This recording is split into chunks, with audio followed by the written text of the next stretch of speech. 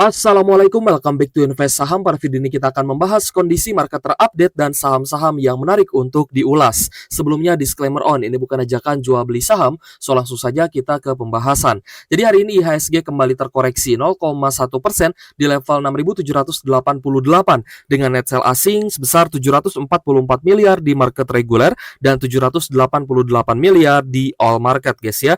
So kita pun melihat bahwa hari ini saham-saham perbankan besar juga turut terkoreksi dan bahkan banyak dibuang atau didistribusi kembali oleh investor asing sehingga hari ini juga mengalami koreksi yang cukup dalam. Nah, kira-kira apa penyebabnya selain dari kurs rupiah kita yang ternyata juga kembali melemah guys ya. Hari ini rupiah kita melemah 0,04% di level 16.310 rupiah per 1 USD-nya.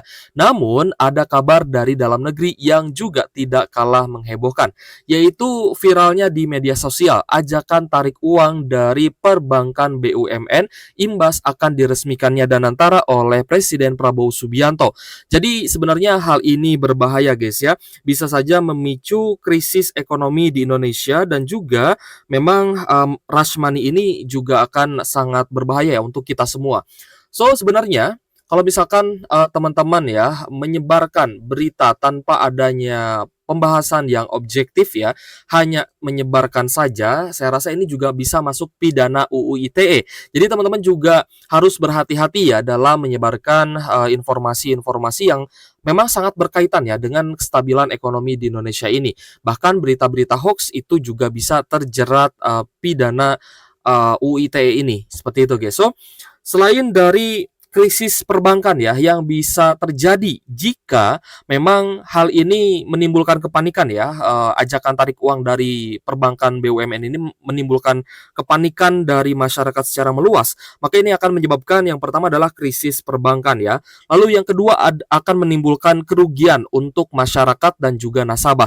Kenapa seperti itu? Karena pastinya transaksi-transaksi yang biasanya dilakukan ya terhadap konsumen ya atau mungkin terhadap rekan bisnis menggunakan salah satu perbankan dari BUMN itu saya rasa juga akan sangat terganggu gitu ya, dan rush money ini juga bisa saja menimbulkan krisis ekonomi ya jika skalanya lebih besar lagi. Jadi teman-teman juga harus berhati-hati ya dalam menyebarkan informasi-informasi yang memang ini cukup krusial ya guys ya. Dan kita pun melihat bahwa hal ini menjadi sentimen yang negatif untuk saham-saham perbankan besar, terutama untuk perbankan BUMN. Namun di sisi lain JP Morgan ya menyoalkan Danantara ini bahkan akan sangat positif dan bisa membantu pasar modal dan juga ekonomi Indonesia. Sebenarnya hal ini bisa terjadi ya di mana Danantara ketika mengelola investasi yang menggunakan dana besar ini terhadap ekonomi Indonesia ini pasti akan sangat berdampak positif. Tapi kembali lagi, apakah pengelolaannya akan transparan dan terhindar dari korupsi? Nah, ini sebenarnya yang juga dipersoalkan ya oleh masyarakat secara meluas. Apakah uang yang akan digunakan oleh Danantara ini akan berjalan dengan lancar, investasinya akan menghasilkan profit atau malah akan menjadi ladang basah juga seperti itu ya untuk koruptor-koruptor di Indonesia. Nah, jadi sebenarnya harus seimbang guys antara pengelolaan dana investasi Danantara dengan pemberantasan kasus korupsi. Ini saya rasa harus seimbang. Para koruptor harus diberantas ya, kita setuju, dan dana yang akan dikelola oleh Danantara ini seharusnya juga dikelola oleh orang-orang yang profesional di bidangnya. Jadi jangan sampai kita menyerahkan ya dana di Danantara ini sebagian besar kepada orang-orang yang tidak di ahlinya, karena ya teman-teman tahu sendiri ya guys ya bagaimana pengelolaan pemerintah saat ini ya. Semoga kedepannya lebih baik lagi dan kita pun berharap bahwa market saham kedepannya akan bisa mengalami kenaikan kembali dan akan ada sentimen-sentimen positif dari Danantara ini. Itu yang kita harapkan. So, oke guys, kita akan masuk ke pembahasan ya. Yang pertama, kita akan mengulas saham BBRI dengan menggunakan chart dan fitur Banda Detektor dari Stockbit Sekuritas, aplikasi saham terbaik yang saya gunakan untuk berinvestasi. So, jika teman-teman ingin menggunakan fitur-fitur lengkap ya dalam berinvestasi di Stockbit, silahkan teman-teman mendaftar di Stockbit dengan link yang ada di kolom deskripsi. Karena memang kita melihat fitur-fitur Stockbit ini sangat memudahkan ya analisa yang kita lakukan sebelum kita membeli saham. Jadi sebelum teman-teman beli saham, silahkan gunakan menggunakan fitur analisa yang ada di Stockbit Sekuritas. Misalkan untuk menganalisa bandarmologi dan juga teknikalnya, teman-teman bisa menggunakan chart dan bandar detektor. Kalau misalnya teman-teman ingin menggunakan analisa fundamental, teman-teman silakan buka fitur Qstat, comparison, dan lainnya. Itu tersedia ya, semua lengkap di Stockbit. Oke, jadi untuk saham BBRI ternyata hari ini mengalami koreksi kembali 2,7% di level Rp3.910 per saham. Dan kita lihat ternyata BBRI ini tanggal 20 Februari hari ini ada distribusi yang cukup besar. Nah, ini enaknya kita menggunakan bandar detektor dari Stockbit ya. Karena di broker summary-nya Stockbit, di sini ada top 1, top 3, top 5, dan average atau rata-rata. Di sini kita bisa langsung melihat apakah ada kecenderungan akumulasi atau distribusi. Jadi kita tidak usah membandingkan ya angka-angka yang ada di broker summary-nya. Kalau di yang lain kan kita harus membandingkan dulu nih ya angka-angkanya. Oh, angkanya lebih besar yang selling valuation, berarti ada distribusi. Nah, kalau di Stockbit itu teman-teman akan dimudahkan ya dengan adanya indikator dari bandar detektor Stockbit, yaitu rata-rata apakah sedang terjadi akumulasi atau distribusi. Untuk BBRI hari ini distribusi dari mayoritas investor asing ya. Ada YU, AKK, ZZ, TRX, dan juga BK. Sedangkan kita melihat beberapa investor retail masuk akumulasi. Ada juga investor domestik lainnya seperti DX dan juga YP. Lalu ada SQX, LPDXC yang juga kembali mengakumulasi saham BBRI. So, BBRI sebenarnya semakin dekat ya dengan level support sebelumnya di 3.800-an. Jadi teman-teman wait and see dulu sebelum ada pantulan naik ya, selama trennya masih turun, bahkan ya jika patah tren lagi dan ternyata BBRI-nya lanjut turun di bawah level support, maka saya rasa akan ada area lower low yang baru atau area low yang akan lebih rendah lagi. Nah, itu juga harus teman-teman perhatikan. Oke, jadi untuk BBRI ini di bulan depan sebenarnya akan ada RUPS ya, dan kemungkinan akan membahas terkait pembagian dividen. Dan teman-teman yang masih hold saham BBRI ini juga ya setidaknya akan masih dapat dividen. Itu keuntungan yang akan teman-teman dapatkan fresh money ya dari perbankan besar yakni BBRI, seperti itu guys. So BBRI hari ini net sell asing yang terbesar ya 581,6 miliar. Ini adalah distribusi asing terbesar hari ini terhadap saham BBRI. Saham kedua yang juga banyak didistribusi asing hari ini adalah BBCA. BBCA hari ini meskipun ya ada kenaikan tipis 0,5%, close di Rp9.000 per saham ya, di masih sideways saja di zona support untuk hari ini, tapi ada distribusi yang cukup besar, terutama dari KZ, YUBB, dan juga MG. Dan kita lihat sangat wajar ya, meskipun BBCA turun itu sangat wajar karena sudah ada di level overbought atau jenuh beli. Dan hari ini net sell asing 196,3 miliar. So selain dari berita viralnya ya penarikan uang dari Bank BUMN, saya rasa hal itu tidak terjadi ya guys ya, meskipun memang digaung-gaungkan ya, tapi saya yakin masih banyak ya orang-orang yang percaya dengan perbankan besar di Indonesia ini. Ya karena banyak juga pebisnis-pebisnis yang meminjam uang dari perbankan BUMN seperti itu. So kita pun melihat bahwa BBCA ini belum tentu arahnya ya, masih cukup sideways ya. Either itu akan naik ataupun turun, ini sebenarnya masih 50-50. Ya kita melihat bahwa BBCA malah ada potensi untuk sideways terlebih dahulu, bahkan mungkin bisa terdistribusi kembali dan turun ke level yang lebih rendah. Kita coba lihat besok guys ya. Dan selanjutnya ada BBNI. BBNI hari ini terkoreksi 1,3% di Rp4.460 per saham.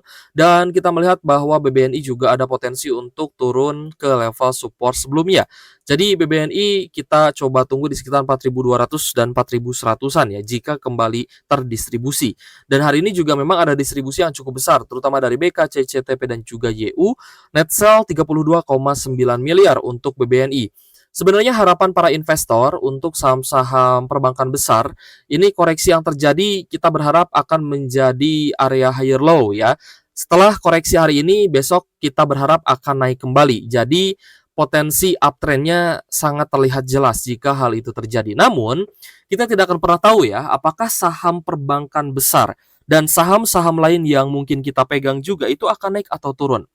Selama memang ada outflow besar-besaran, ya ada net sell besar-besaran, maka potensinya tetap akan turun. Dan sebaliknya, jika ada akumulasi besar, jika ada pembelian atau net buy secara besar-besaran terutama dari investor asing, maka kita cukup yakin saham perbankan besar ini bisa kembali naik dan uptrend kembali, dan itu yang kita harapkan. Untuk Bank Mandiri hari ini terkoreksi 0,4% di level Rp5.150 per saham, dan hari ini cukup netral ya antara akumulasi domestik dan juga distribusi asing. Karena hari ini kita melihat ada net sell asing sebesar 20,7 miliar. Jadi memang asingnya dominan jualan, sedangkan domestik ini akumulasi ya. Jadi hari ini secara rata-rata average itu cukup netral atau imbang ya antara akumulasi domestik dan distribusi dari asing. Lalu gimana arahnya nih untuk Bank Mandiri dan BBNI? Kita melihat masih ada peluang ya untuk menjadi area higher low dan melanjutkan fase uptrend. Namun untuk BBCA dan BBRI kita melihat semakin mendekati level supportnya. Jadi untuk BBRI dan juga BBCA mungkin teman-teman bisa wait and see dulu ya, karena distribusi asing juga masih cukup besar, terutama di dua perbankan tersebut. Untuk BBNI dan Bank Mandiri ya kita coba lihat besok. Selanjutnya yang hari ini paling banyak diakumulasi investor asing adalah Antam, di mana harga emas hari ini mengalami sedikit kenaikan namun mencetak rekor tertinggi barunya. Jadi untuk Antam sendiri hari ini mengalami kenaikan 6,9%, close di Rp1.685 per saham. Kak, Antam kan dia produksi nikel juga. Nah, sebenarnya pendapatan ya dari emas terhadap perusahaan Antam itu jauh lebih besar dibandingkan nikelnya. Jadi tidak bisa kita pisahkan juga ya antara Antam dengan predikat sebagai perusahaan penjual emas seperti itu. Jadi untuk Antam wajar ada kenaikan 6,9% karena akumulasi dari asingnya juga sangat tinggi guys ya hari ini. So ada AKCC dan juga BK yang terpantau akumulasi sebagai top buyer di Antam dengan net buy 146,3 miliar untuk hari ini. Dan selanjutnya saham yang paling banyak diakumulasi asing hari ini adalah BRMS. Nah kalau gak salah di weekend kemarin kita sempat bahas nih saham emas. Nah siapa teman-teman yang menonton video kita di weekend kemarin ya, silakan tulis di kolom komentar. Kita membahas apa menariknya saham emas ini. Ya, karena ketika harga komoditasnya naik ya saham-sahamnya pun biasanya akan ikut naik, dan ketika ada tanda-tanda akumulasi setidaknya teman-teman bisa cuan dan mengambil peluang di saham-saham tersebut.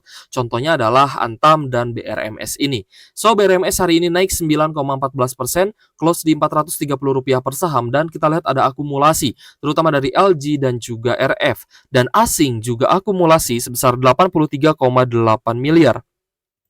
Untuk Antam dan BRMS hari ini ada volume breakout guys ya, atau kenaikan volume transaksi yang cukup tinggi.